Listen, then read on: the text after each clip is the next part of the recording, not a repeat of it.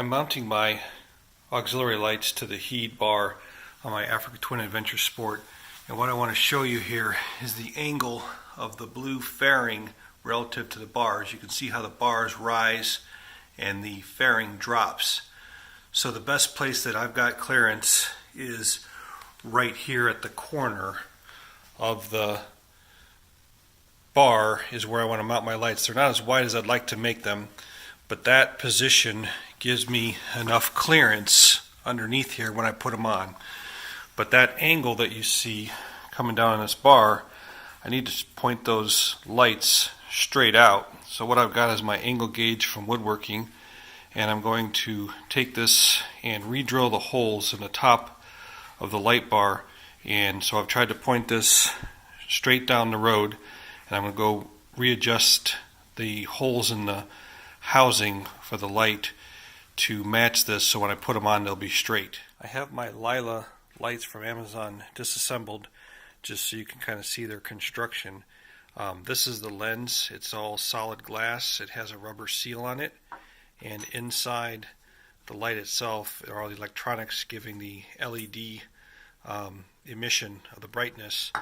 And when I took these apart, the longer bolts here thread through the housing into the light itself, and it looks like they actually have some silicone rubber to try to seal those from water getting in there, which I'm going to make sure I reapply that. The short bolt here goes in the back, and that just lets that housing come off. So what I've got to do is, and I'm going to skew those based on the angle that I got here. If I want them to be straight, I've got to kick those holes over at this kind of an angle. So this housing, you can see where they put some, it's either silicone or hot melt glue, something to try to seal those. But that screw allows you to align the height adjustment of your lights.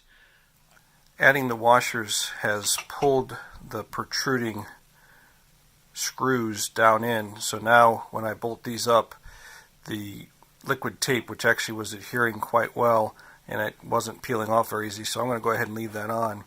And if I line this up to my square bench, the straight light, and I bring my angle gauge over like this, you can see that I am almost straight. I really need about another, let's say, 5 degrees. I really want to be about here, and the width of the slot wasn't enough. So I can try to widen the slot locally in those two areas to get it to go the rest of the way. I think I'll do that by trying to drill that slot out and get it to go the rest of the way, and then I'll have my lights straight down the road. I have my lower housing, the one without the Lylla name on it, mounted in my drill press vise. I have the drill press vise secured to the table, and my table's locked, and I'm using a 1/2 inch drill bit to widen this slot. That should give me more than enough room. And I had to put wood blocks in here to be able to clamp across to hold it securely. Because this is an interrupted cut, it's going to probably get a little bit messy, and we'll see how I've gotten my slot widened, and I'm going to slide it down and do the other side. You can see I've got both sides hollowed out, so I should be able to change my angle enough now. This is aluminum, it was not steel. I guess I should have known that, but the drill press cut it just fine. There was a lot of chatter, and I'll see how my washers cover that up, or if I'm going to have to go get another piece of aluminum to kind of fill this. I'll go ahead and put a coat on the top clamp and the bottom clamp once I get the bolts down. But in doing all this, and because this is slotted and the washers that are in there are quite small, I'm going to use this 1 1/8 by 1 1/2 inch aluminum plate surface. So now I just have to drill 2 holes in this so I can re-angle my clamp and get the lights pointed straight down the road.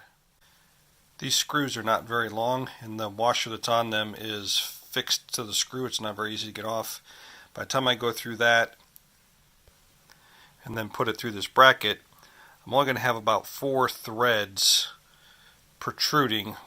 I've got my aluminum plate drilled, and you can see the angle that I can kick it at now, and it's still adjustable for fine tuning right to left a little bit, but you can see that the angle kick and now the light is straight to the table is what I'm using as my eyeball guide, that the light is straight.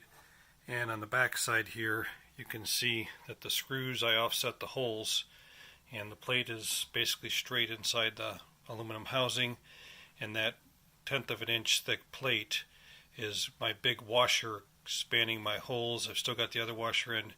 I've got the same screws in there now, which are giving me about 3 or 4 threads thickness or engagement into the bracket, and I'll put some Loctite on those and see how that holds up.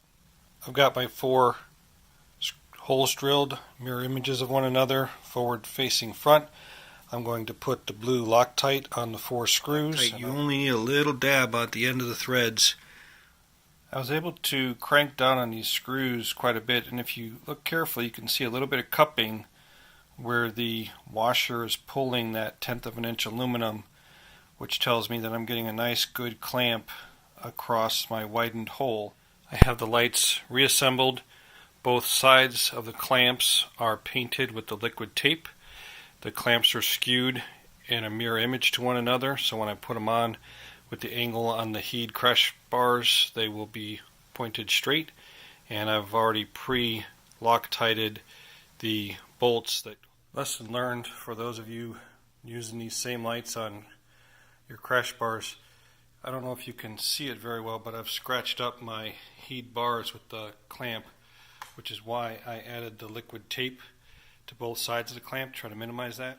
I've got the Lylla lights mounted to the heat crash bars with the clamps skewed so that the lights are pointed forward with maybe just a little bit of toe out, which is okay for me. That'll give me better visibility on the road for the sides of the trail. And if you look here, there's actually about a 1/4 inch of clearance to the clamp to the fairing. Now I just have to run the wires. So this is the overall view of the front of them.